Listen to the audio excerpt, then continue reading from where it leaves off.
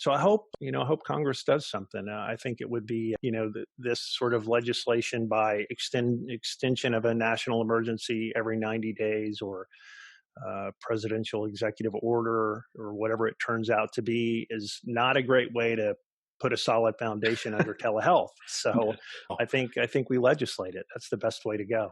Yeah, no, absolutely. I mean, Congress is in control of the funding, and they need to take care of that. But here's, if I were the CEO and you were my CIO, what I would say is, hey, stop worrying about this. Focus on what matters.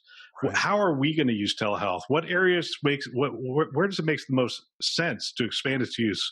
Do we have a mandate within our health system at this point? Have the physicians, are they really buying into this? Do we need to build a story? Do we have the data?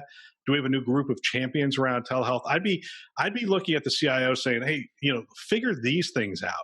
And then, for the most part, don't come to me and say, hey, I'm not sure if this is going to be funded. Let Mari and her team do their job, and you do yours. Get the data, build the story. And in fact, if you want to support Chime, the best way to do that is to give them some data For and sure. help them Give to them the advocate for you. stories. For sure. For sure. And, you look at this, from a long-term perspective, and this is part of the transition from fee-for-service to value-based care, right?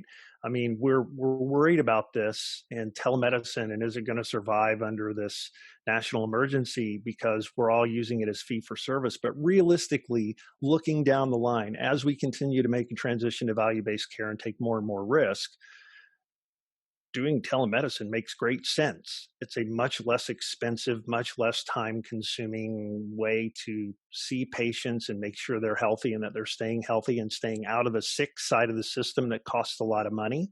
Use telehealth. It's a digital health program you really should be pushing for, regardless of what the reimbursement model is now, because that model is going to change in the future.